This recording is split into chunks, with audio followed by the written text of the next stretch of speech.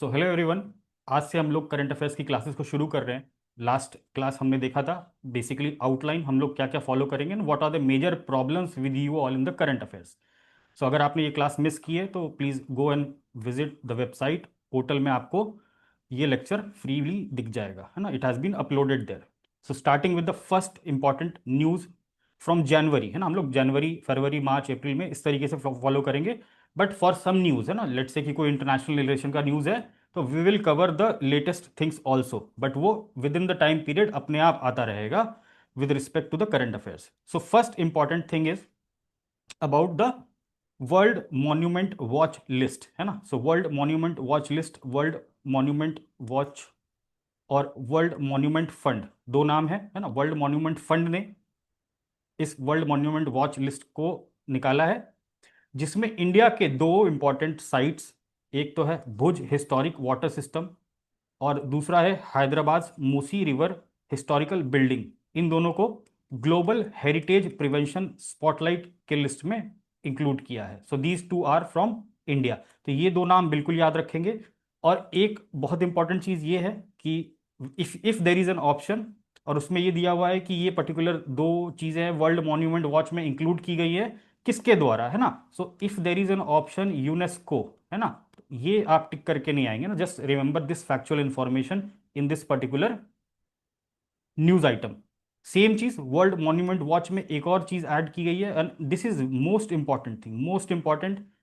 Moon added to list of threatened cultural sites for the first time, है ना। कोई celestial body को पहली बार ऐसी किसी लिस्ट में इंक्लूड किया गया है by world monument fund again, है ना। इसमें भी आप कंफ्यूज नहीं करेंगे, यूनेस्को टिक करके नहीं आएंगे और या और कोई इंस्टीट्यूट का नाम या और कोई ऑर्गेनाइजेशन का नाम टिक करके नहीं आएंगे ना। World monument fund has added moon to the threatened cultural sites, ठीक है। अब रीजन क्या दिया है इसका, ये बड़ा इंटरेस्टिंग है ना। आप लोग एक बार इसको भी समझने की कोशिश करिए कि ऐसा क्यों हो रहा है। Potential looting and commercial trips pose risk to artefacts left by lunar landings. तो हम जानते हैं कि ना मून का एक्सप्लोरेशन काफी समय से चल रहा है ना, लगभग 100 साल के आसपास हो चुके हैं ना, या लगभग उस पीरियड के आसपास मून के एक्सप्लोरेशन में हम आगे बढ़ चुके हैं ना। So there are lot of things, है ना, from the first moon landing till now, है ना, जो भी हम गगनयान जा रहा है या और भी कंट्रीज के मिशंस जा रहे हैं। So moon is a very important celestial body which we are trying to explore. तो यहाँ पर जो भी इंसान आज तक गया है या जो भी स्पेस क्राफ्ट मिशंस जो भी गए हैं, तो वहाँ पर बहुत सारी चीज़ें छूट जाती हैं, है ना, या हम वहाँ पर कुछ रख के आते हैं। फॉर एग्जाम्पल आर्टिफैक्ट्स का क्या मतलब है यहाँ पर। आर्टिफैक्ट्स का मतलब है कि कुछ इक्विपमेंट्स, है ना, इक्विपमेंट्स जो वहाँ रह जाते हैं कई बार। कुछ पर्सनल आइटम्स, है ना, पर्सनल आइटम्स जैसे फ्लैग, है ना, फ्लैग झंडा वहां पर लगा के आते हैं, प्लस फोटोज, है ना। इस तरीके की चीजें जो वहां पर छूट जाती हैं या जो एक आर्टिफैक्ट के रूप में वहां पर रह जाता है, this is part of the culture, है ना। Culture is what, culture includes artefacts also. आप लोगों ने हिस्ट्री में भी पढ़ा होगा ना, जो ह्यूमन का इवोल्यूशन आपने पढ़ा। स्टोन एज, स्टोन एज में क्या आर्टिफैक्ट्स मिलते थे आपको, स्टोन के टूल्स, है ना। सिमिलरली आप इंडस वैली सिविलाइजेशन में आए, आपको टूल्स का नेचर चेंज होता हुआ दिखा। तो सिमिलरली आज के समय में इस 21वीं सदी में, है ना, 21st सेंचुरी में जो ह्यूमन ने एक्सप्लोर किया है मून को और वहां पर अपने जो निशान छोड़े हैं, उनको ही हम आर्टिफैक्ट्स कर रहे हैं। और वो खतरे में है क्योंकि जो कमर्शियल ट्रिप्स इंक्रीज हो गई हैं मून के लिए, है ना, मून के लिए और अदर सेलेशियल बॉडीज के लिए। और पोटेंशियल लूटिंग, यू नो, कि कहीं भी अगर आपके पास रिसोर्सेज है तो अल्टीमेटली क्या होता है वहां पर, लूट होती है ना। लूट in the sense of exploitation, ठीक है। तो उस वजह से इस पर्टिकुलर साइट को इंक्लूड किया गया है कि ये ऐसी कल्चरल साइट ना, ये भी याद रखेंगे। कोई जियोलॉजिकल साइट नहीं है, कोई एस्ट्रोनॉमिकल साइट ऐसा नाम नहीं है ना, it's a cultural site. Culture क्यों है, क्योंकि यहाँ पर जो आर्टिफैक्ट्स है ना, जैसे यहाँ पर आप देखोगे कि जो ह्यूमन का पहला फुटप्रिंट था, है ना, जहाँ कहाँ पर ट्रैंक्विलिटी बेस, तो यहां पर इस चीज को प्रिजर्व करके रखा गया है ना। अगर अगर आज के समय में कोई और स्पेसक्राफ्ट वहां जाए और इस चीज को डिस्ट्रॉय कर दे, इस निशान को डिस्ट्रॉय कर दे, so that is a threat. So इसी की बात यहां पर की गई है। सी, एक ये बहुत बहुत बहुत इंटरेस्टिंग चीज है। This you can use in your mains also, है ना, मेंस एसए में भी यूज कर सकते हैं। With the dawn of the space age nations made ground breaking strides in the exploration of the cosmos, है ना, जो मैंने आपको बात बताई, यूनिवर्स के एक्सप्लोरेशन में हमने बहुत बड़े बड़े काम कर दिए हैं। Today moon is home to over 90 historical sites. Moon पे आज के समय में 90 ऐसे हिस्टोरिकल साइट्स हैं where space craft has made contact with the lunar surface, ठीक है। Including Tranquility Base, the Apollo 11 है ना, जो अपोलो 11 गया था लैंडिंग साइट, वहां पर ये ट्रैंक्विलिटी बेस पे मौजूद है ना। that preserves over 100 historical artifacts as well as humanity's first footprint on the moon. Humanity's first footprint on the moon culture का पार्ट है, ठीक है। Yet we must ensure that the traces of this extraordinary milestones in humanity, ना what they are telling कि these are some of the extraordinary milestones of the human history, है ना, first landing of moon, these are to be preserved, इनको preserve करके रखना चाहिए, इनके लिए कोई लॉ बनना चाहिए, है ना। और जो कंट्रीज हैं या जो प्राइवेट स्पेस के मिशंस जा रहे हैं ना, आप ये देख रहे हो स्पेस एक्स की बात कर लो ना, so these missions should pay respect to these particular artefacts, है ना, इनको डिस्ट्रॉय नहीं होना चाहिए, मून का एक अपना कल्चरल और नेचुरल लैंडस्केप कंजर्व रखा जाए। सो आसानी से याद हो जाएगी बात। Moon is added, Bhuj historical water system is added, mute कर लो sorry. So Bhuj historical water system in Gujarat is added. Hyderabad का मूसी रिवर हिस्टोरिकल बिल्डिंग है ना, मूसी रिवर हिस्टोरिकल बिल्डिंग का मतलब क्या है ना, just when ever you read, है ना, मूसी रिवर कहाँ पर बहती है एक बार आपको देखना है ना, when ever you read current affairs, geography वाली बातें भी थोड़ा थोड़ा हम गूगल करके सर्च करते रहेंगे ना। सो यहाँ पर वेन यू सी भुज में, भुज का मुझे आप एक चीज बताओ कि भुज कच्छ में लाई करता है या काठियावाड़ में, ठीक है, just let me know these two things, है ना, भुज कच्छ में लाई करता है या काठियावाड़ में, और ये जो मूसी रिवर है ये उसका फ्लो क्या है और ये किसकी ट्रिब्यूटरी है, no let me know these things in the comment box. अब ये जो मूसी रिवर हिस्टोरिकल बिल्डिंग है, what is this, these are a collection of buildings जो कि मूसी रिवर के रिवर फ्रंट में बनी हुई है, ठीक है। सो ये बहुत ही हिस्टोरिकल लोकेशन है और यहाँ पर जो भी मॉन्यूमेंट्स है ये इस पर्टिकुलर रिवर के प्रेजेंस की वजह से यहाँ पर डेवलप हुआ, so it has cultural significance, है ना। Musi river building includes landmark such as high court, है ना, ये सारी बिल्डिंग्स हैं यहाँ पर, represents a significant legacy tied to the river fronts historic and civic identity. तो ये रिवर फ्रंट है, जैसे आपका पटना में भी क्या है, मेरीन ड्राइव, है ना, अगर वो मेरीन ड्राइव बहुत बड़ा है और आज से 50 साल तक में वहां पर बहुत सारे ऐसे बिल्डिंग्स डेवलप हो जाएं, वहां का अपना कल्चर डेवलप हो जाए, तो that will also become a historic site after 100 years. So similar is the case with Musi river building. So ये सिग्निफिकेंस है ना। कच्छ में क्या, भुज में क्या है, वाटर सिस्टम है ना, वाटर कंजर्वेशन का सिस्टम वहां पर, इसको भी इंक्लूड किया गया है in this world monument watch. So just remember this three names. Moving forward, आगे बढ़ते हैं, वेरी इंपॉर्टेंट, बीपीएससी का फेवरेट है यूनाइटेड स्टेट्स, यूनाइटेड स्टेट्स के इलेक्शन, यूनाइटेड स्टेट्स में क्या इंपॉर्टेंट बातें चल रही हैं, these are very important. So we all know कि Donald Trump became the 47th president of United States. नवंबर में इलेक्शन हुआ था एंड उसके बाद जनवरी 20 को इन्होंने ऑफिस संभाला, ठीक है। ऑफिस संभालने के पहले दिन ही है ना, डे वन क्या है, 20 जनवरी, 20 जनवरी को बहुत सारे एग्जीक्यूटिव ऑर्डर्स साइन किए गए ट्रंप के द्वारा।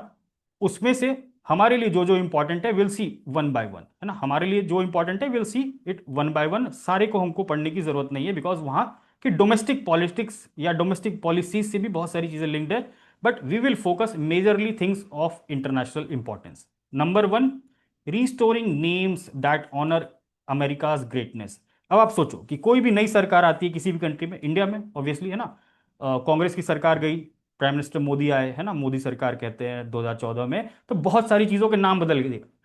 आप देखते होगे ना, Deendayal Upadhyay, everywhere now you will see Deendayal Upadhyay, so उसके पहले राजीव गांधी, उसके पहले इंदिरा गांधी, सिमिलरली।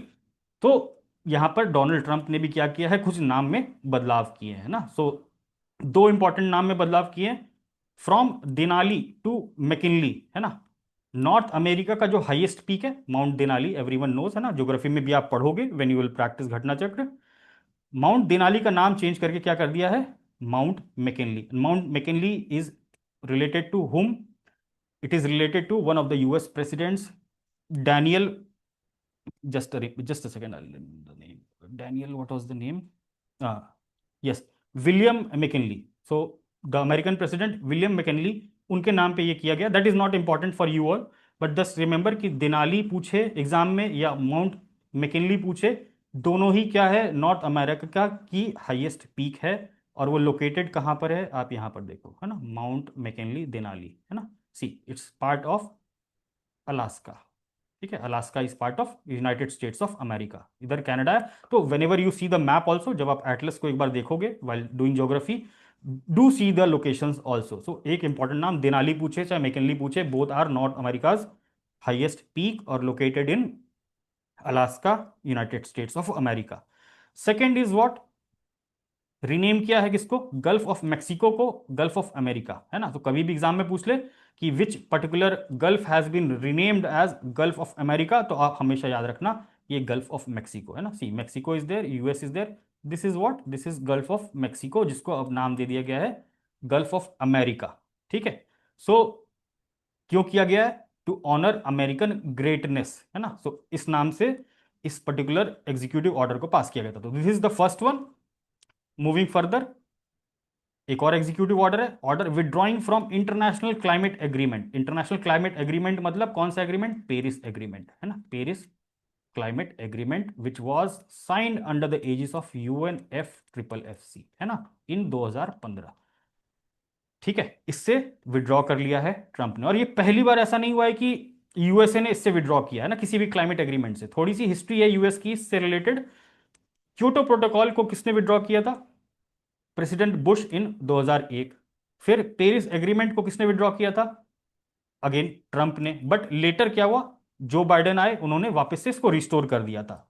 बट फिर अगेन अभी हम देख रहे हैं अगेन वापस ट्रंप ने यूएसए को विड्रॉ कर लिया है from international climate change agreement, Paris agreement specifically. और बाकी जिसमें भी वो फंडिंग करते हैं, जिस भी प्रोग्राम में finance, US international climate finance plan, इसके तहत वो जिसमें भी फंड करते हैं, एवरीथिंग हैज बीन स्टॉप्ड और withdrawn. Next executive order, redefining birth right citizenship. अब ये इंपॉर्टेंट नहीं है हमारे लिए, बट स्टिल अगर क्वेश्चन का स्टेटमेंट वन लाइनर ऐसा हो कि विच of the following countries has recently redefined there birth right citizen through an executive order, तो ना आंसर क्या होगा, United States of America. Just ये वन लाइनर के फॉर्म में आप रिमेंबर करोगे ना कि some changes has been made with respect to birthright citizenship, है ना। और एक कॉन्स्टिट्यूशनल 14th अमेंडमेंट है ना, उनके यूएस के कॉन्स्टिट्यूशन का 14th अमेंडमेंट है जो इस बर्थ राइट सिटीजनशिप से डील करता है। इसके डिटेल्स यहां पर दिए गए ना, you can read.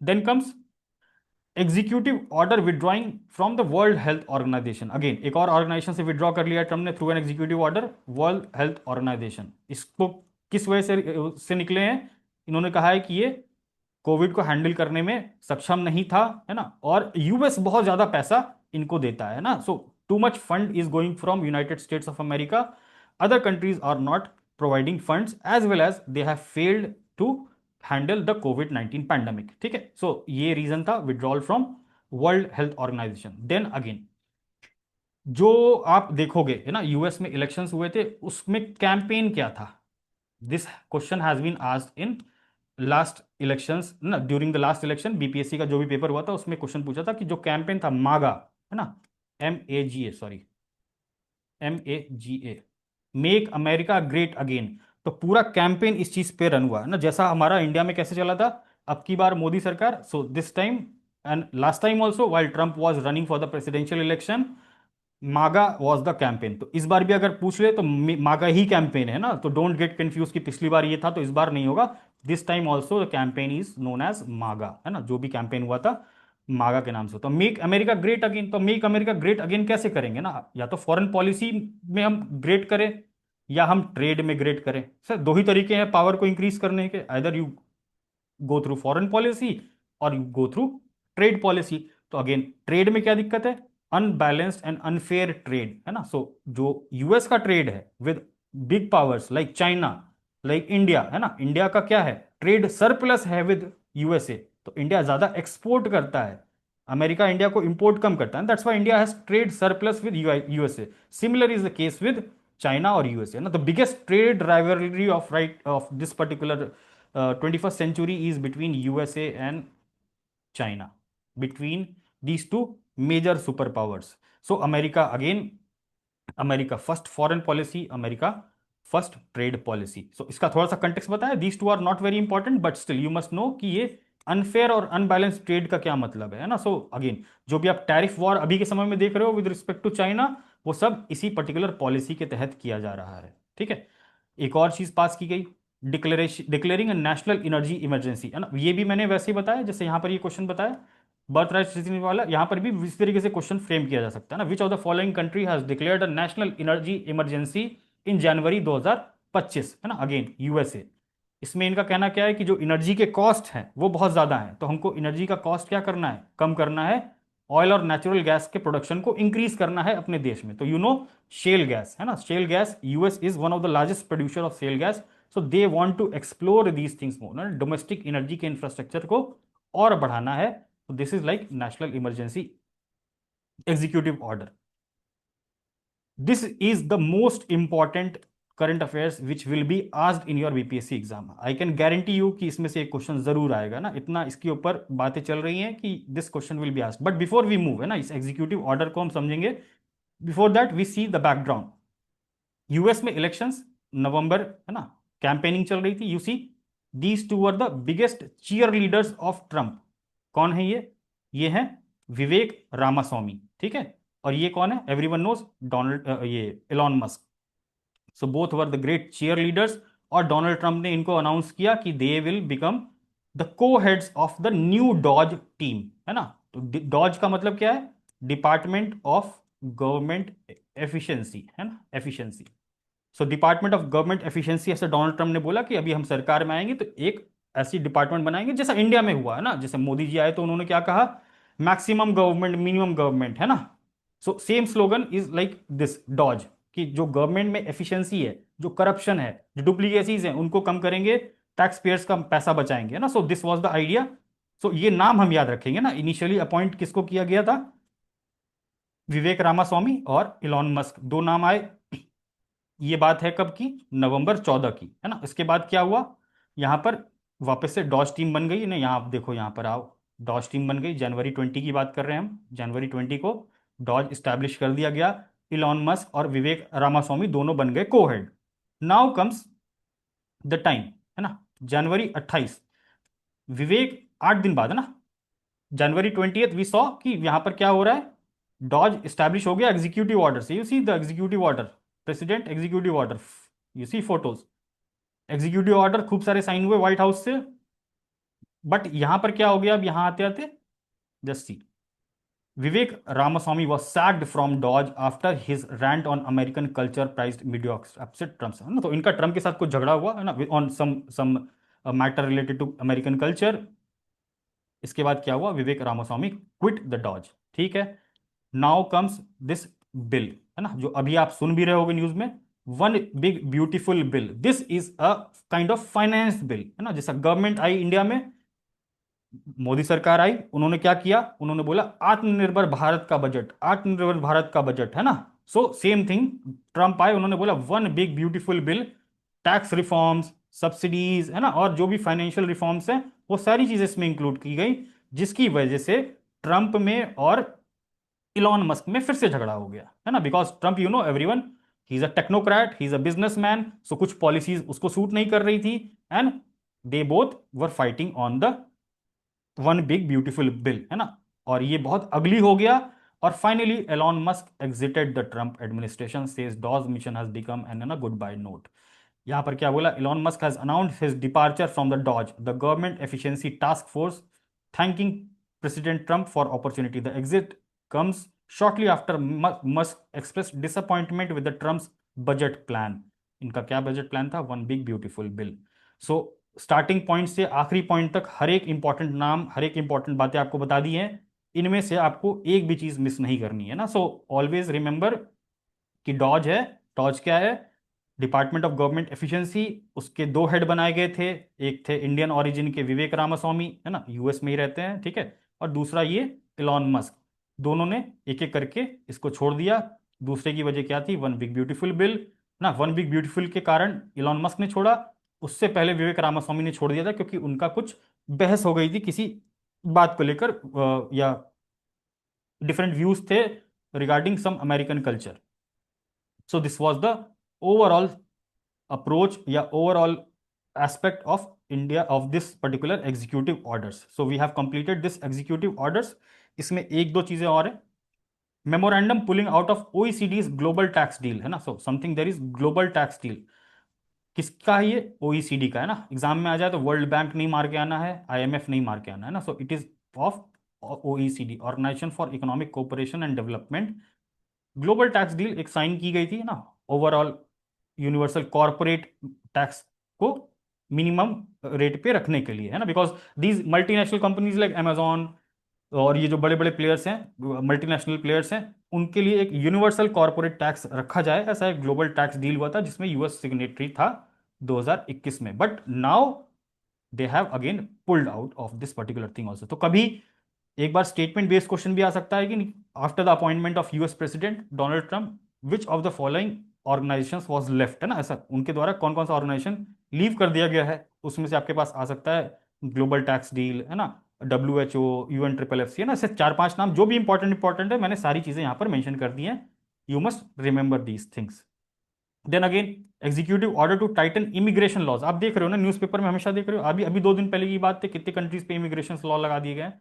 So immigration को रिस्ट्रिक्ट कर रहे हैं, वीजा को भी रिस्ट्रिक्ट कर रहे हैं ना। अभी आपने देखा होगा कि हार्वर्ड में, है ना, अभी जस्ट प्रेसिडेंट का एक और कॉन्फ्लिक्टिंग रूल आया था कि जो हार्वर्ड में बच्चे जा रहे हैं ना, फॉरेन स्टूडेंट्स, उनका एंट्री बंद। So these are some of the visa restriction rules applied by United States of America after the coming of Donald Trump. So इनमें से जो मेजर मेजर बातें थी यूनाइटेड स्टेट्स से रिलेटेड जनवरी की, आई हैव टोल्ड यू। जैसे जैसे ये चीजें प्रोग्रेस होगी ना, these are very interesting things, है ना, हर महीने कुछ ना कुछ इवेंट हुए हैं। We will cover those in proper sequence. तो अभी के लिए आपको ये चीज समझनी है कि यूएस में इलेक्शन हुआ, 47 प्रेसिडेंट बने, एग्जीक्यूटिव ऑर्डर्स बहुत सारे साइन किए गए, उसके बेसिस पे चीजें हो रही है ना। One more thing will see with respect to India US relation, बहुत इंपॉर्टेंट है, बहुत इंपॉर्टेंट है ना। Because BPSC is favourite topic is nuclear energy, और उसमें क्या चल रहा है with in India and other countries. So before coming of the Donald Trump, है ना, जो ये हमारे जेक सुलूवियन है, ये कौन है? National security adviser of United States. ये बाइडन एडमिनिस्ट्रेशन के समय के ना, बाइडन जब प्रेसिडेंट थे उनके अंडर के एनएसए ये है। तो सिमिलरली इंडिया में अजीत डोभाल, 2014 में सरकार किसी और की थी, है ना, कांग्रेस की सरकार थी, तो उसमें कोई और एनएसए था। When Modi government came, they appointed Ajit Doval as the NSA. So अभी जब एंड हो रहा है, बाइडन एडमिनिस्ट्रेशन का एंड हो रहा है, तो Jack Sullivan came for the last visit, है ना, बाइडन एडमिनिस्ट्रेशन की तरफ से इंडिया में वो लास्ट टाइम आए थे। और जब आए 6 जनवरी को, अभी आप डेट याद रखना, 6 जनवरी ये, 20 जनवरी को ट्रंप ने अपनी गद्दी संभाली, है ना, whatever you say, take in the seat. Sullivan आए एनएसए, और यहां पर उन्होंने क्या बोला? US to end restrictions on India nuclear entities to boost energy ties. ठीक है, अब इन्होंने बोला कि जो हमने बहुत सारे रिस्ट्रिक्शंस लगा के रखे हैं इंडिया यूएस एनर्जी रिलेशन पे, न्यूक्लियर एनर्जी रिलेशन से रिलेटेड या इंडिया उसके टाइज से related, we will loosen those restriction. तो ये बात हुई 6 जनवरी की। देन कम्स 16 जनवरी, 10 दिन बाद, 3 India nuclear entities no more on US restriction list. तो यूएस ने क्या किया कि इंडिया के 3 एंटिटीज, कौन कौन से? Bhabha atomic research centre, Indira Gandhi atomic research centre and India rare earth, को यूएस के लिस्ट से, है ना, ब्यूरो ऑफ BIS वाली लिस्ट से हटा दिया। सो अब इससे क्या होगा कि जो वहां की कंपनीज हैं और जो इंडिया की कंपनीज हैं, वो दोनों कोऑपरेट कर सकती हैं with respect to energy on, sorry, with respect to nuclear energy. Then comes another date, 30 March, है ना, key nuclear deal breakthrough, है ना, US clears firm to build and design nuclear reactor in India. So ultimately aim क्या था कि ये जो हमारे रिस्ट्रिक्शंस हैं, है ना, जो 2008 की न्यूक्लियर डील है ना, 2008 की civil nuclear deal, will see in the latter part, उसको रिलैक्स करने के लिए, उसमें जो भी लिमिटेशंस लगे थे, उसमें जो भी रिस्ट्रिक्शंस लगे थे यूएस की तरफ से, उनको लूजन अप करने की बात की गई। और जो यूएस की कंपनीज हैं, उनको अब अपॉर्चुनिटी मिलेगी कि वो अपना टेक्निकल ट्रांसफर, है ना, टेक्नोलॉजी ट्रांसफर कर सके इंडिया की कंपनीज को for the development of civil nuclear energy, civil nuclear energy. ठीक है, civil nuclear energy is very important, है ना। डिफेंस के लिए न्यूक्लियर एनर्जी का यूज करना मतलब बॉम्ब्स बनाना, ठीक है।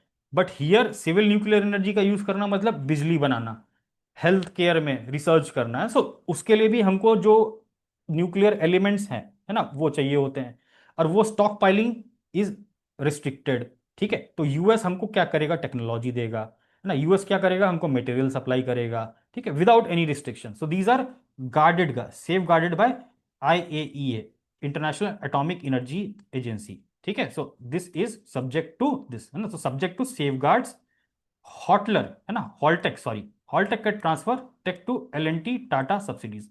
सो सिमिलर समझे बात हम लोग क्या है कि इंडिया की न्यूक्लियर एंटिटीज पे रिस्ट्रिक्शन हटा दिया गया, मतलब अब भाभा एटॉमिक रिसर्च सेंटर और यूएस का कोई रिसर्च ऑर्गेनाइजेशन या यूएस की कोई कंपनी साथ में कोलैबोरेट कर सकती है और न्यूक्लियर एनर्जी के रिएक्टर्स पे काम कर सकते हैं ना, बिल्ड एंड डिजाइन, है ना, बिल्ड भी करेंगे इंडिया में और डिजाइन भी करेंगे with technology transfer, so cooperation. अब यहाँ ये थोड़ा सा पढ़ लेते हैं। 2 decades after it was inked, है ना, तो जो इंडिया का सिविल न्यूक्लियर एग्रीमेंट था वो साइन किया गया था 2007, है ना, 2008 कहते हैं उसको। Decks had been cleared to tap the commercial potential of India-US civil nuclear deal with an unprecedented regulatory clearance from the US Department of Energy that will allow a US company to build and design nuclear reactors in India. अभी तक आप जो nuclear reactors देखते होगे उसमें आपने US का नाम कभी नहीं सुना होगा, आप रशिया का सुनते होगे, कुडनकुलम और वो सारी चीजें, है ना, बट यूएस कभी नहीं पार्टिसिपेट करता था because of this nuclear drill, और उसमें जो रोड ब्लॉक्स थे तो वो अब क्लियर किया जा रहा है ना। सो ये जैक सोलोवियन आए थे from Biden administration ending period, और अब जब ये हो रहा है तो अभी कौन है यूएस के NSA, please let me know the name in the comment box कि अभी कौन है यूएस के एनएसए, है ना, वो भी बहुत ज्यादा न्यूज में रहते हैं, नाम हमेशा आता रहता है आपके न्यूज़पेपर में, प्लीज लेट मी नो, बहुत इंपॉर्टेंट है ना। जो इंपॉर्टेंट पोस्ट हैं यूएस के उनके बारे में आपको पता होना चाहिए ना, कि डिफेंस सेक्रेटरी कौन है और एनएसए कौन है, एटलीस्ट ये पता होना चाहिए, क्योंकि वो बार बार इंडिया में विजिट होता है और वो नीचे हेडलाइन में लिखा रहता है ना, you must see the paper also, पुराने papers, you will see this kind of questions, तो फैक्चुअल वाला पार्ट। सो वेरी क्लियर, यहाँ पर ये सारी चीजें न्यूक्लियर वाली हमको समझ में आ गई। इंडिया यूएस का न्यूक्लियर पार्टनरशिप क्या था, थोड़ा सा background. India US civil nuclear agreement, commonly known as 123 agreement, तो इस एग्रीमेंट का नाम क्या है, 123 एग्रीमेंट। सो जस्ट रिमेंबर कि चाहे ये नाम पूछ ले चाहे 123 एग्रीमेंट पूछ ले, this is Indo US civil nuclear agreement. Civil हमेशा याद रखना, वेरी वेरी इंपॉर्टेंट, है ना। वॉज सिविल मतलब कि हम डिफेंस में कोऑपरेट नहीं कर रहे हैं ना, just we are focusing on energy, other sectors where civil use is there, है ना, डिफेंस या मिलिट्री पर्पस के लिए नहीं है ये एग्रीमेंट, ठीक है।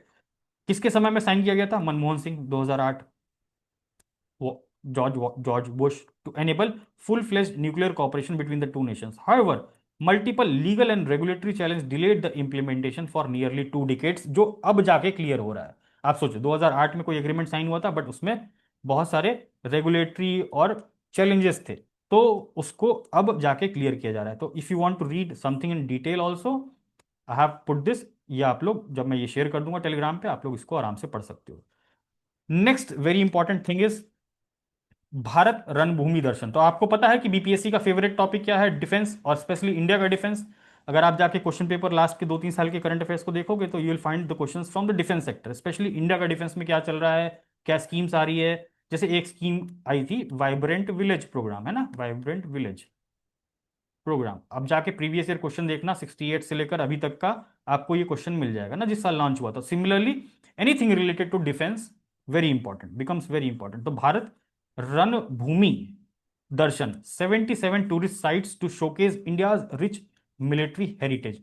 सो बेसिकली ये क्या करेगा, ऐसे 77 टूरिज्म के साइट अलोंग द बॉर्डर्स, है ना, अलोंग द बॉर्डर्स, और जो हिस्टोरिकली इंपॉर्टेंट है, इंडिया के वॉर से रिलेटेड, इंडिया के मिलिट्री से रिलेटेड, और इंडिया के मिलिट्री के हेरिटेज को कैरी करती है वो लोकेशंस, वैसे जगहों को हम टूरिज्म के लिए ओपन कर दिए हैं ना। India has open those things for the tourism, you can see it here, add Galwan Siachen in your next holiday plan. So tourism, कुछ फैक्ट्स इंपॉर्टेंट है। सबसे पहली बात तो कितने साइट्स इंक्लूड किए गए, 77।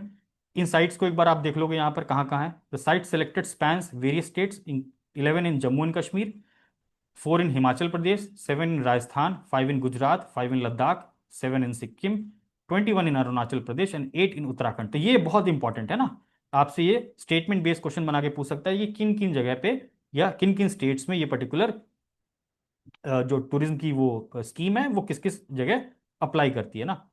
So this location is important, ministry is important, है ना, किस मिनिस्ट्री का इन्वॉल्वमेंट है, डिफेंस का और टूरिज्म का, this is very important.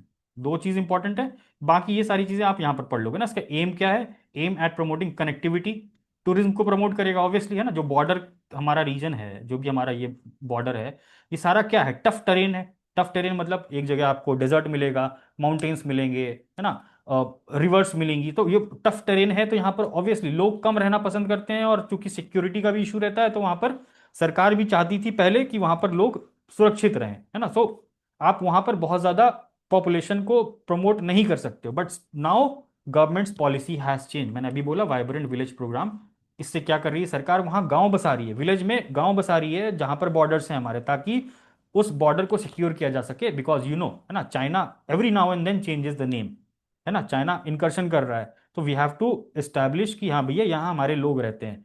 So this is part of that.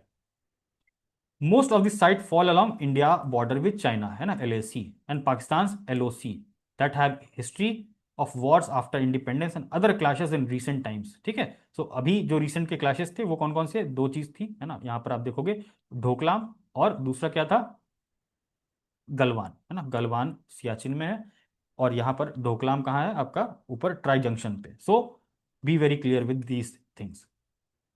Next comes Uttarakhand becomes country's first state to implement uniform civil code. सबको पता होगा, सबने सुना ही होगा ना, so nothing special with this. इसमें बस ये याद रखेंगे, जो उत्तराखंड का सिविल कोड बना है, इसमें सारे जेंडर रिलीजन के लिए सारी बातें सेम है, एक्सक्लूडिंग शेड्यूल्ड ट्राइब्स। तो है ना, you no, Uttarakhand Himalayan state है, बहुत सारे शेड्यूल्ड ट्राइब्स रहते हैं वहां पर, सबके अलग अलग रिलीजन है, कल्चर है ना, you know, every tribe has a different culture है, god, everything is very different, उनके प्रैक्टिसेस बहुत डिफरेंट होते हैं। सो एक्सक्लूड कर दिया है इसमें से शेड्यूल्ड ट्राइब को, for others it is same. So this is one important thing. Uttarakhand first state to adopt UCC post independence, है ना, post independence word is very important. In general भी अगर ऐसा रहे स्टेटमेंट कि first state to adopt UCC, तो भी सही मानना आप लोग, पोस्ट इंडिपेंडेंस लिखे तो सही है ना। यहाँ पर इस यूसीसी में क्या एक्सक्लूड किया गया, शेड्यूल्ड ट्राइब को, और natives who have migrated out of the state, ना, तो इनको बाहर, मतलब जो लोग वहाँ के परमानेंट रेसिडेंट थे वो बाहर माइग्रेट करके चले गए, तो उन पे ये चीज़ एप्लीकेबल नहीं होगी, ये कानून। ठीक है, वो बाहर गए, वो मुंबई चले गए, वहाँ पर उन्होंने शादी कर ली, अलग रूल्स रेगुलेशन से, तो उनके लिए वो एप्लीकेबल उस पर्टिकुलर स्टेट में नहीं होगा। ठीक है, यूनिफॉर्म सिविल कोड की दो चार बातें क्या है ना, इंपॉर्टेंट फैक्ट क्या है, आर्टिकल 44 DPSP ना। सो अगेन, ये जब आप पॉलिटी रिवाइज करोगे तो आप ऑब्वियसली रिवाइज करते ही हो ना, state shall strive to ensure a uniform civil code. ठीक है, तो DPSP का पार्ट है, कोई कंपलसरी पार्ट नहीं है। दूसरी बात, गोवा में कब ये यूनिफॉर्म सिविल कोड लागू किया गया था, 1867। ठीक है, जस्ट रिमेंबर दिस डेट, कि प्री इंडिपेंडेंस में ये चीजें थी, और जब इंडिया ने रिटेन कर लिया, है ना, after Goa liberation, Goa liberation कब हुआ था, 1961, everyone must remember this date, Ghatna Chakra में भी दिया हुआ है, 1961 गोवा लिबरेट हुआ, उसके बाद भी इस चीज को इंक्लूड किया गया था, जो क्या था, Goa civil code. I don't know why marker is not. So these two facts are important, very important ना, आर्टिकल 44 और गोवा में कब था, 1867, सो प्री इंडिपेंडेंस। तो ये एक इंपॉर्टेंट क्वेश्चन है। Then comes the demise of our beloved former prime minister Manmohan Singh, है ना। So any important personality, any important Indian personality और any important global personality, if they die, तो वो उनके बेसिक फैक्ट्स या उनकी बेसिक जर्नी ना, we should know. So there are few important things about our honourable prime minister Manmohan Singh which you must know, है ना। ये स्टेटमेंट बेस्ड क्वेश्चन आप देखोगे ना, PYQ आप उठा के देखना अगर, है ना, तो आपको मिलेगा कि जो इंपॉर्टेंट ओबिचुरीज होती हैं, है ना, दे आर आस्क्ड स्पेसिफिकली, जो बहुत इंपॉर्टेंट फिगर्स होते हैं इंडिया के और ग्लोबल लेवल पे। So will cover all those things, है ना, as and when they come will cover, but in this particular month prime minister Manmohan Singh की positions held in government of India. आप आपको मैं यहाँ पर नाम बता देता हूँ, आप डेट को याद कर लेना, थोड़ा सा क्रैम करना पड़ेगा। इकोनॉमिक एडवाइजर बने 71 से 72, जस्ट सी, है ना, chief economic adviser, see very big post. Can you tell me present economic adviser कौन है, chief economic adviser government of India के, please let me know in the comment box. Chief economic adviser 72 से 76, थोड़ा सा date का भी हम याद रखेंगे ना, because very important personality, very important farmer prime minister, है ना।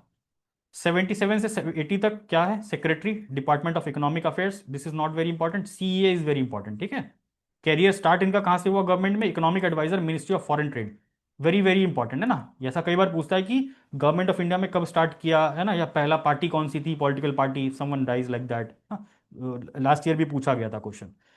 देन गवर्नर, RBI गवर्नर बने कब, वेरी इंपॉर्टेंट, 82 से 85 गवर्नर 87 में इनको क्या मिलता है? पद्म विभूषण। पद्म विभूषण इन 1987, वेरी इंपॉर्टेंट है ना। This Padma Vibhushan is also very important, उनको और कोई अवार्ड नहीं मिला है, पद्म विभूषण, ठीक है, वेरी इंपॉर्टेंट। 85 से 87 के बीच में डेप्यूटी चेयरमैन प्लानिंग कमीशन है, चेयरमैन प्लानिंग कमीशन नहीं, डेप्यूटी चेयरमैन प्लानिंग कमीशन है, just remember this. Then 1990-91 very important period for us, LPG reforms चल रहा है यहाँ पर, फाइनेंशियल क्राइसिस चल रहा है। Adviser to the prime minister on economic affairs, 1990 से 91 के बीच में इकोनॉमिक एडवाइजर रहे ये गवर्नमेंट ऑफ इंडिया के। देन मार्च 1991 से जून 91 चेयरमैन यूनिवर्सिटी ग्रांट कमीशन। 1991 से 1996 finance minister of India, one of the very very important time period है ना, इस समय ही आपके एलपीजी रिफॉर्म्स हुए है ना। सो 2020 2004 से लेकर 2014 तक he was the prime minister for the 2 terms है ना, 2 बार prime minister, prime minister Manmohan Singh थे। So if you see something about his early career है ना, एजुकेशन आप लोग देख लोगे, bachelors master degree Punjab university economic ना, Cambridge university, doctor of philosophy, ये इंपॉर्टेंट इतना नहीं है, बट यहाँ पर ये इंपॉर्टेंट है कि ये बेसिकली एक टीचर थे, पंजाब यूनिवर्सिटी में पढ़ाते थे, दिल्ली स्कूल ऑफ इकोनॉमिक्स में भी पढ़ाया है ना। गवर्नमेंट ऑफ इंडिया कैसे ज्वाइन किया? Economic adviser in commerce ministry, ये सी यहाँ पर मैंने बताया, इकोनॉमिक एडवाइजर कॉमर्स मिनिस्ट्री है ना, मिनिस्ट्री ऑफ फॉरेन ट्रेड, इनकी एंट्री होती है गवर्नमेंट ऑफ इंडिया में। This is very important, entry point is very important, government में कैसे एंट्री की है आप समझ सकते हो कि ये कैसी एंट्री थी, लैटरल एंट्री थी, ठीक है। जो हम लैटरल एंट्री पे विवाद सुनते हैं आज, he was also one of the lateral entrants into government of India. Then basically early career में इन्होंने ये चीज़ें की। यहाँ पर पॉलिटिकल कैरियर इज इंपॉर्टेंट, पहली बार राज्यसभा के मेंबर कैसे बने ना, नेवर अ लोकसभा मेंबर, कभी लोकसभा से इलेक्शन नहीं लड़ा, always a member of Rajya Sabha, elected as a member of Rajya Sabha in 1991 है ना, and then became the finance minister, see, and then became leader of opposition है ना, लीडर ऑफ अपोजिशन 1998 से 2004, ठीक है। दिस इज वेरी इंपॉर्टेंट, जुलाई 2024 को प्रेजेंटेड इज फर्स्ट बजट, अपने पहले बजट में ही गेम चेंजिंग जो कि था है ना, because LPG reforms were announced on the brink of sovereign default है ना, बैलेंस ऑफ पेमेंट क्राइसिस का भी पीरियड था, मैंने बोला फाइनेंशियल क्राइसिस का पीरियड चल रहा था, and in that the first budget was brought by him along with prime minister Narasimha Rao. So he was the finance minister, and who was the prime minister during LPG reforms? Narasimha Rao, era of economic reform and liberalization. So LPG reforms were announced in this particular budget. Then he became leader of opposition in Rajya Sabha 98 से 2004, so leader of opposition भी रहे, became India's 14th prime minister 2004, 14th prime minister on May 2022 2004, and again on May 22 2009. So these two time are related to his prime ministership. As a prime minister oversaw highest growth rate in history है ना, तो अगर पुराने सालों की बात करें ना, you must have read about Hindu growth rate है ना, 1980s की बात है, तो जो हमारा ग्रोथ रेट था वो बहुत स्लो था। After the LPG reforms also we were slowly picking up in the economy है ना, ग्लोबलाइज कर रहे हैं। सिमिलरली हमारे सेक्टर्स डेवलप हो रहे हैं, जो हमारा सर्विस सेक्टर है वो डेवलप हो रहा है, जो हमारा सॉफ्टवेयर इंडस्ट्री है वो डेवलप होना शुरू हुआ इन द 90s है ना, in the beginning of dot com bubble है ना, 2000 के आसपास की बात कर रहे हैं। So during his period, India saw one of the highest growth rate in annual GDP, 7.7 तक टच कर गया था है ना। Many important legislations were passed during his period. Right to food, NFSA, National Food Security Act 2013, ठीक है। Right to Education Act, please let me know the year, इसका year क्या है? Right to education act, right to work MNREGA है ना, MG NREGA, ठीक है। Right to information act, right RTI, so all were passed during his tenure as a prime minister. So inspiration from him is what he said in one of the courts है ना, जो उन्होंने budget present किया था 1991 में parliament में, उन्होंने क्या था, as Victor Hugo one said, no power on the earth can stop an idea whose time has come. तो ऐसा कोई भी आइडिया को रोका नहीं जा सकता जिसका समय आ चुका है, तो किसका समय आया था? एलपीजी रिफॉर्म्स का। so this was his words when he presented the LPG reforms. So this is just to inspire you कि your idea has also come, and if you work hard towards your goal, you will definitely clear the exam with very flying colors. एक और fact जो important है यहाँ about prime minister Manmohan Singh is this particular book.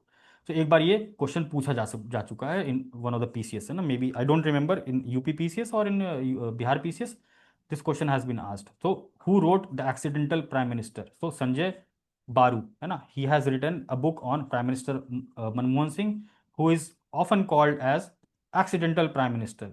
ठीक है। So this was all fact regarding Manmohan Singh. Next important thing is about the critical mineral mission. So हुआ क्या है अभी, कैबिनेट ने क्या किया है, अप्रूवल दिया है 34,000 करोड़ के आसपास का ये मिशन है ना, जिसका नाम दिया गया नेशनल क्रिटिकल मिनरल मिशन। ठीक है।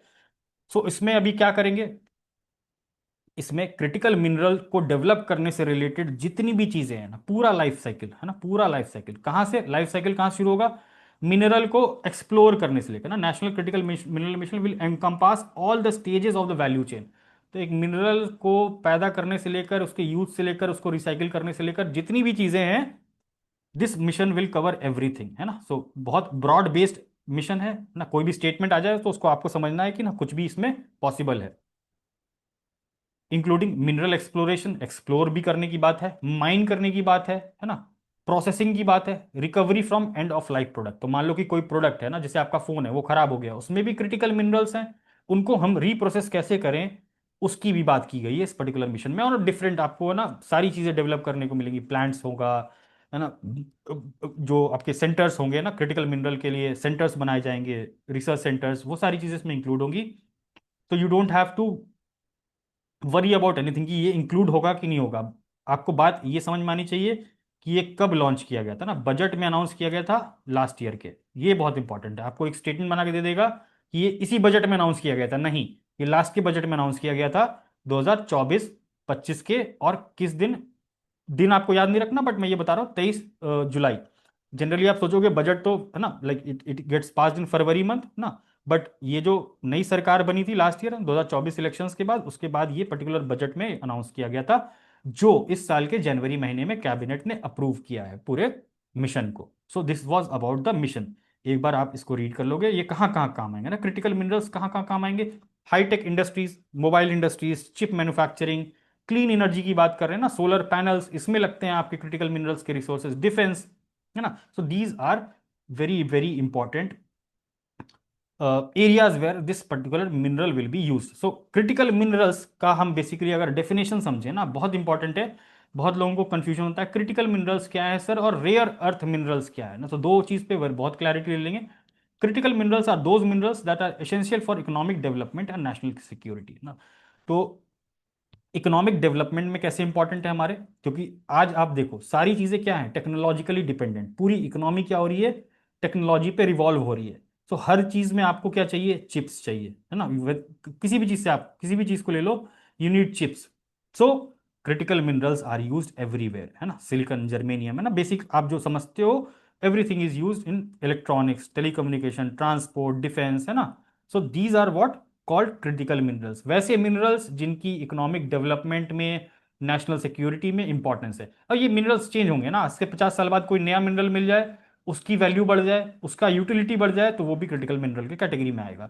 बट रेयर अर्थ एलिमेंट्स क्या होते हैं ना, एक चीज हम ये भी देखते हैं ना, रेयर अर्थ एलिमेंट्स क्या होते हैं, इनका मतलब ये नहीं होता कि ये रेयर है, बहुत कम मिल रहा है, नहीं, इनका मतलब ये होता है कि ये बहुत कम कंसंट्रेशन में मिल रहे हैं ना। So see, rare earth minerals also known as rare earth elements are a group of 17 chemically similar elements. तो सबसे पहली बात याद रखेंगे कि क्या है रेयर अर्थ एलिमेंट्स, 17 ऐसे केमिकल एलिमेंट्स हैं, एलिमेंट्स मतलब गोल्ड एजी है ना, सिल्वर सीयू, कॉपर, ये सारे क्या होते हैं, एलिमेंट्स होते हैं। तो इसी तरीके के ऐसे 17 एलिमेंट्स हैं जिनकी केमिकल प्रॉपर्टीज सेम है, और इनमें से 15 क्या है, लैंथेनाइड ग्रुप के हैं जो आपके पीरियोडिक टेबल में दिए गए। तो जस्ट रिमेंबर दिस लैंथेनाइड, ये सारे नाम आपको याद करने की जरूरत नहीं है, एक बार आप देख लीजिए ना, एक बार 17 नाम है, 15 लैंथेनाइड्स के हैं और प्लस स्कैनिडियम एंड यूट्रियम, ये 17 एलिमेंट्स जो हैं इनको कहते हैं रेयर अर्थ एलिमेंट्स है ना।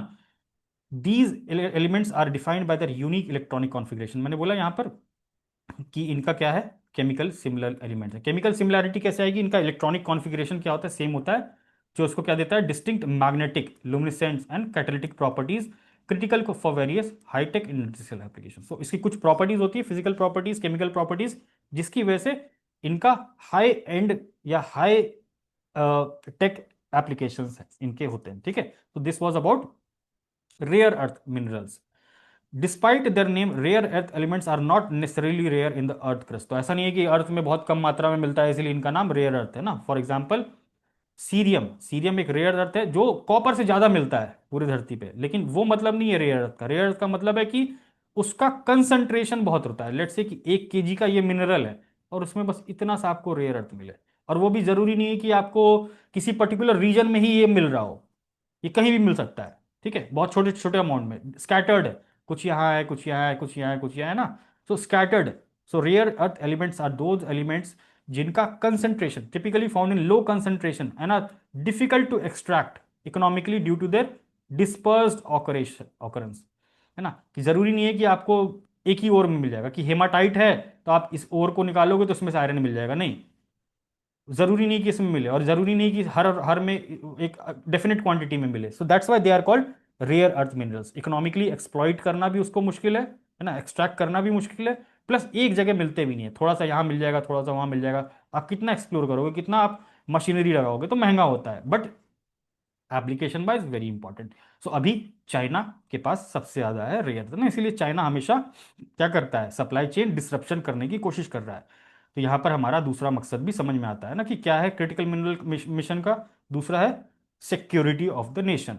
जो हम क्रिटिकल मिनरल्स हैं उनका हम स्टॉक पाइल करें अपने पास, है ना। दूसरे देशों में जाएं, वहां पर हम माइंस खरीदें, है ना, उनको माइन करें। These are part of our critical mineral mission. तो यहाँ पर कुछ कुछ क्रिटिकल मिनरल्स के नाम दिए गए, आप लोग एक बार देख सकते हो ना, जो इंडिया के पास है। तो हमें अगेन याद रखेंगे, रेयर अर्थ मिनरल्स क्या हैं, एलिमेंट्स हैं, और इनको भी कैटेगराइज हम करते हैं क्रिटिकल मिनरल में। बिकॉज क्रिटिकल मिनरल क्या है, वैसे मिनरल जो इकोनॉमिक डेवलपमेंट के लिए जरूरी हैं और नेशनल सिक्योरिटी के लिए जरूरी है। तो ये तो लिस्ट बदलती रहेगी, सरकार बदलती रहेगी भाई, आज ये मिनरल इंपॉर्टेंट है, कल ये भी इंपॉर्टेंट हो जाएगा।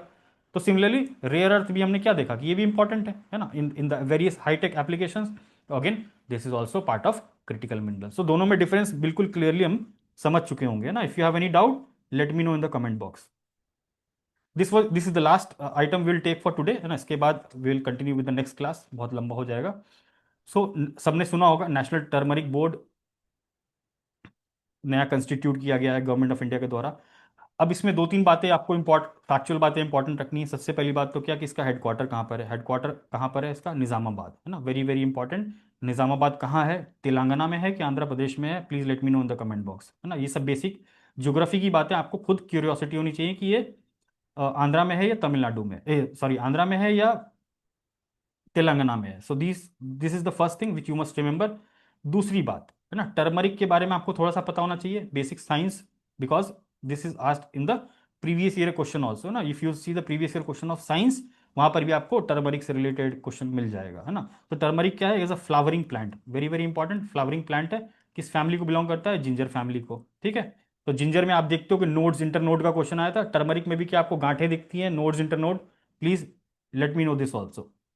इसको गोल्डन स्पाइस भी कहते हैं ना, turmeric is also known as golden spice, बिल्कुल इंपॉर्टेंट है ना। अगर आपको स्टेटमेंट बना के दे दे और आपको पता ही नहीं है कि टर्मरिक को गोल्डन स्पाइस कहते हैं कि काली मिर्च को गोल्डन स्पाइस कहते हैं, तो आप वहां पर कंफ्यूज होकर गलत कराओगे। तो very basic fact, it is a perennial, perennial मतलब कभी भी ये उगता रहता है ना, हर्बेशियस प्लांट, हर्ब है, ठीक है, वेरी इंपॉर्टेंट, हर्बेशियस प्लांट है।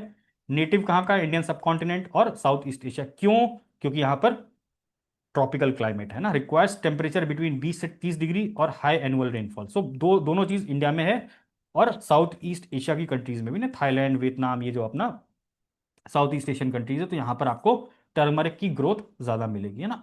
Turmeric production in India, this is very very important, है ना। India is the largest producer, consumer and exporter of turmeric in the world, very very important, है ना। Producer भी India सबसे बड़ा है, consumer भी सबसे बड़ा है, और एक्सपोर्टर भी सबसे बड़ा है। India is responsible for over 70% of world turmeric production, 75% कई जगह लिखा हुआ है ना। यहाँ पर आप देखोगे ये पीआईबी का मैंने स्क्रीनशॉट डाला हुआ है ना, सेम टू सेम यूपीएससी ने यहाँ पर पीवाईक्यू अभी जो एग्जाम हुआ था 2025 का, उसमें सेम क्वेश्चन ये उठा के यहाँ से स्टेटमेंट बना के दिया है पीआईबी से। यहाँ पर लिखा हुआ है over 75% of global turmeric production कहाँ होता है, इंडिया में होता है। More than 30 varieties of turmeric are grown in India, very very important, 30 से ज्यादा टर्मरिक की वैरायटी इंडिया में ग्रो की जाती है। And it is known in over 20 states in the country, है ना। 20 स्टेट में इंडिया के ग्रो होता है, लेकिन जो लार्जेस्ट प्रोड्यूसिंग स्टेट्स है, महाराष्ट्र, तेलंगाना, कर्नाटका और तमिलनाडु, साउथ, है ना, Maharashtra, Telangana, Karnataka, south, these are largest producers. But जो ग्रो होता है वो 20 से ज्यादा स्टेट्स में होता है, बिकॉज हमारा क्लाइमेट कैसा है, ट्रॉपिकल, है ना, ट्रॉपिकल क्लाइमेट है इंडिया का। सो अगेन टेम्परेचर और इसकी रिक्वायरमेंट पूरी हो जाती है तो आप किसी भी स्टेट में ना, उत्तर प्रदेश में भी ग्रो हो रहा होगा, बिहार में भी लोग उगा रहे होंगे, लेकिन जो प्रोड्यूसर है, जो स्टेट के लेवल के प्रोड्यूसर्स हैं, वो हैं महाराष्ट्र, तेलंगाना, कर्नाटका, तमिलनाडु। ठीक है। एक और फैक्ट यहां पर क्या है, India holds a 62% share in global trade turmeric. ठीक है, तो ये चीज भी इंपॉर्टेंट है ना, सी। इंडिया हैज, पीआईबी का है ये, India has more than 62% share in world trade off turmeric. ठीक है। ये टर्न्स वंस हमारे लिए इंपॉर्टेंट नहीं है, बस परसेंटेज याद रखेंगे और ये चीज याद रखेंगे। The leading exporter market for India turmeric are Bangladesh, UAE, USA, Malaysia. ये तीन चार नाम याद रखेंगे ना। ऑफ कोर्स हर जगह जाता है, और जो गवर्नमेंट का टारगेट है 1 बिलियन यूएस डॉलर का एक्सपोर्ट करना of turmeric by 2030। So that's why government wants to organise things या streamline things, and hence national turmeric board बनाया गया है। सो तीन चार बातें एकदम याद रखेंगे। और ये यूपीएससी का आप क्वेश्चन देखो ना इस बार का, India is the largest producer exporter of turmeric in the world. बिल्कुल क्लियर है, largest producer, consumer, exporter. More than 30 varieties of turmeric are grown in India. आप देखो ये पीआईबी का आर्टिकल है ना, I have taken a screenshot. More than 30 varieties of turmeric are grown in India, जैसे का जैसा स्टेटमेंट उठा के यहाँ पर ले लिया गया। Maharashtra, Telangana, Karnataka and Tamil Nadu major turmeric producing states in India. Largest producing states turmeric ये चार। Just see which of the statement above are correct. So all three are correct. So very basic question. Same thing can be asked in BPSC also ना, BPSC अब headquarter भी पूछ सकता है. So just remember the headquarter also. So this was all for today's first class. In the next class we will continue with the series और most important चीज़ों को ना cover करेंगे. And those who have still not joined the Vajra BPSC program, 71st BPSC program, so you can call at this number and enroll for this particular program. We will be covering extensively current affairs, और एक भी आपका current affairs ऐसा important होगा जो miss होगा ना. Along with this we have Bihar special के in-depth classes, Bihar current affairs is being covered. Prelims की टेस्ट सीरीज इसमें पूरा कवरेज है ना, और लगभग 18 टेस्ट हैं इसमें. There are other sessions also. You can contact at this number and know the details. Thank you, everyone, and best wishes for your exam. We'll see in the next session. Now you all can ask your doubts. Yes, सब लोग, anyone, please ask your doubts. Shahrukh, thanks for what? मजा आया क्या class में सबको? Yes, sir. It was wonderful, sir.